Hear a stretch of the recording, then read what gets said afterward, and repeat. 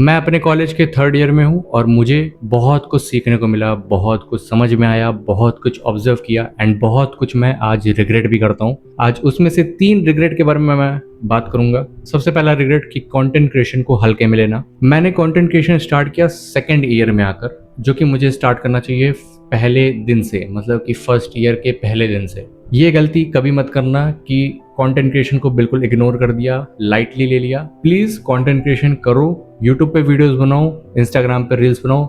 बनाने का मतलब ये नहीं कि कुछ भी नाच गा रहे हो या फिर व्लॉग्स बना रहे हो। ठीक है, अगर व्लॉग्स भी बना रहे हो तो उसमें कुछ अच्छा प्रोवाइड करो, बट मैं तो कहूँगा कुछ एजुकेशनल कंटेंट बनाओ। लाइक तुम्हारे पास बताने को बहुत कुछ होगा। मैं बीबीए कर रहा हूँ तो मेरे पास बीबीए से रिलेटेड बहुत सारे टॉपिक्स हैं। उसके अलावा मैं कॉलेज के एक्सपीरियंस को बता सकता हूँ, जो कि मैं अभी बता रहा हूँ तुम्हारे सामने। तो ये भी एक तरह का मेरे लिए आइडिया ही है। तुम्हें कुछ भी समझ में आता है, तुमने आज जो भी पढ़ा है कॉलेज में उसको बताओ, एक्सप्लेन करो लोगों को। तुमने आज कुछ भी नया सीखा उसको बताओ।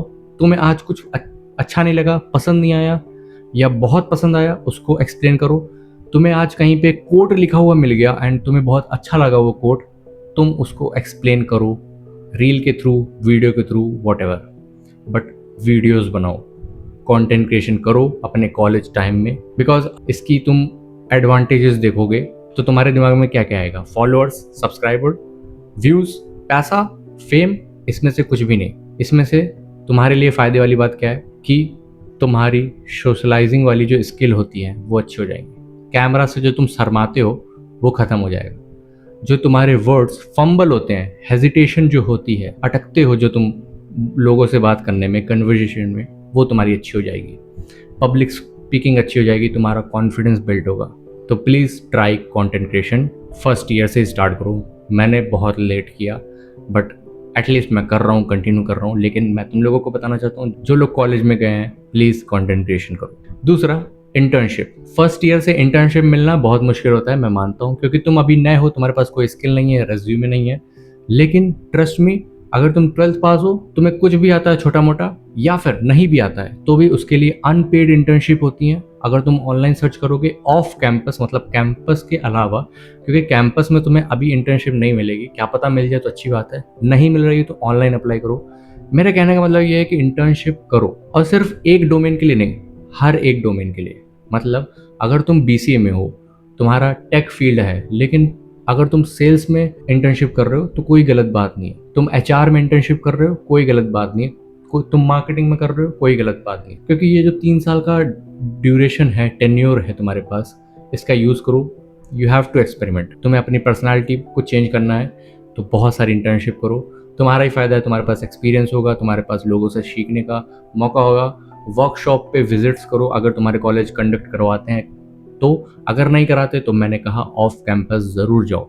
मैंने अभी रिसेंटली एक इंटर्नशिप की तो मुझे रिग्रेट होता है कि काश ये मैंने पहले साल से स्टार्ट किया होता, मतलब फर्स्ट ईयर से। तो मैं दिखाता हूँ, मेरे पास उसका सर्टिफिकेट भी है। तो ऐसे सर्टिफिकेट मुझे पहले साल से मिलने लगते अगर मैंने इंटर्नशिप पहले ईयर से सीरियस किया होता।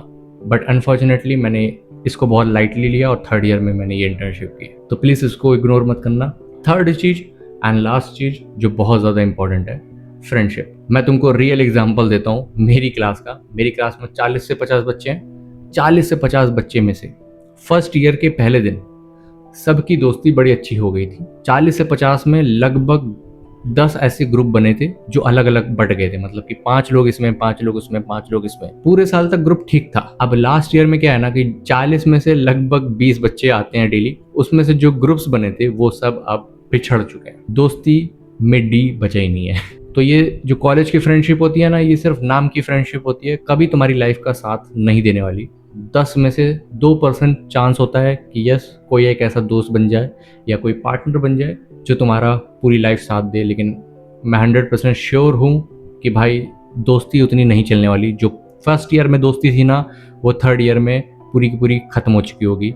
एंड ऐसे ही मेरी क्लास में हो रहा है। अब इसका ये मतलब नहीं कि तुम दोस्ती मत करो, अकेले रहो, आइसोलेटेड रहो, एक किनारे बैठ के फ्री फायर पबजी खेलो। नहीं, दोस्ती करो, अपना काम निकालो, जिससे दोस्ती बन रही बनाओ, आगे बढ़ो। क्योंकि तुम्हें अकेले भी नहीं रहना है। अकेले रहोगे तो तुम्हारा दिमाग और ख़राब होएगा।